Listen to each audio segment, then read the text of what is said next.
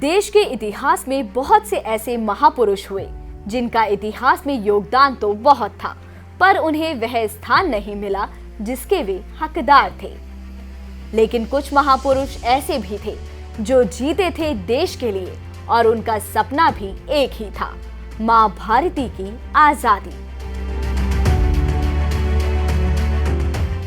इसके लिए जिन्होंने अपना सर्वस्व न्योछावर कर दिया, यहाँ तक कि अपना घर, परिवार और अपनी पहचान को भी।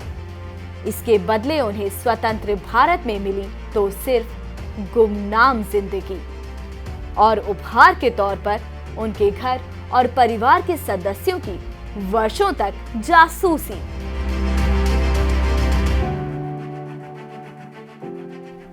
जिसकी बुद्धिमत्ता और अदम्य साहस के दीवाने देशी ही नहीं विदेशी भी थे, वह अपनी ही धरती पर बेगाने कर दिए गए। वह महापुरुष थे हमारे सुभाष चंद्र बोस, जिन्हें लोग नेताजी के नाम से भी जानते हैं।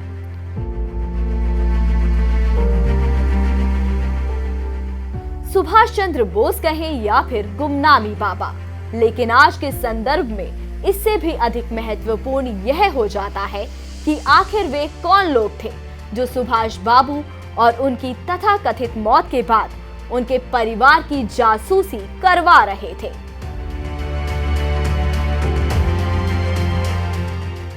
वर्ष 1921 में भारत आते ही बोस ने गांधी जी से मुलाकात की और इसके बाद कांग्रेस में काम शुरू कर दिया।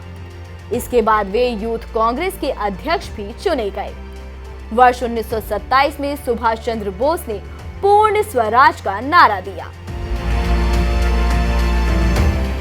1928 में इस नारे को कमजोर कर दिया गया।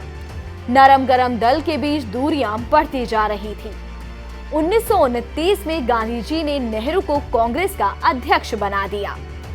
1942 में बोस के इसी नारे को नए ढंग से पेश कर कांग्रेस ने देश भर में बड़ा आंदोलन छेड़ा। वर्ष 1930 में जब गांधी जी ने दांडी मार्च किया तो बोस इसके समर्थन में थे, जबकि नेहरू ने इसका विरोध किया था। नेहरू इस मार्च से डरे हुए थे, जबकि बोस ने इसकी तुलना नेपोलियन के मार्च से करते हुए इसे ऐतिहासिक बताया था। इसे लेकर दोनों नेताओं के बीच वैचारिक अलगाव बढ़ा। वर्ष 1939 में बोस कांग्रेस अध्यक्ष के चुनाव के लिए खड़े हुए और काफी अंतरों से जीत भी गए, जबकि गांधी जी ने उन्हें चुनाव न लड़ने को कहा था और वे पट्टाभी सीतारमैया को अध्यक्ष बनाना चाहते थे। फिर जब गांधी जी ने सीतारमैया की हार पर भावनात्मक टिप्पणी की तो बोस ने तत्कालीन परिस्थितियों में कांग्रेस से ही इस्तीफा दे दिया ताकि आजादी के आंदोलन में बाधा न पहुंचे। उन्होंने ऑल इंडिया फॉरवर्ड ब्लॉक की स्थापना की।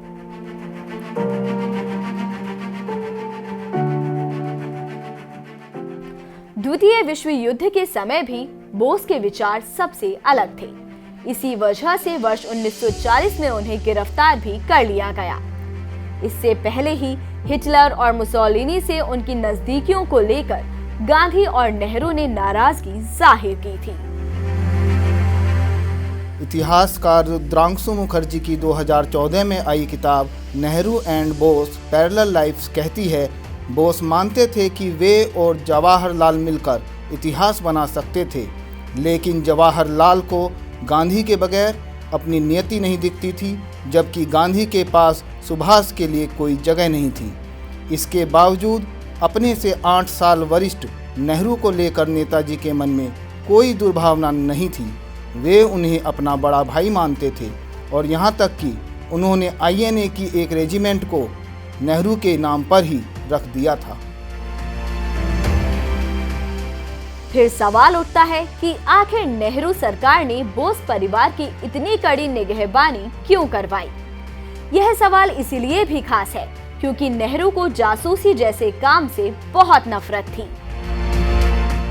IB के पूर्व मुखिया BN मलिक 1971 में आई अपनी किताब माई ईयर्स विद नेहरू में लिखते हैं कि प्रधानमंत्री को जासूसी जैसे काम से इतनी चिढ़ थी कि वे हमें दूसरे देशों के उन खुफिया संगठनों के खिलाफ भी काम करने की अनुमति नहीं देते जो भारत में अपने दूतावास की आड़ में काम करते थे। यह जासूसी कुल 20 साल तक चली, जिसमें 16 साल तक नेहरू प्रधानमंत्री थे।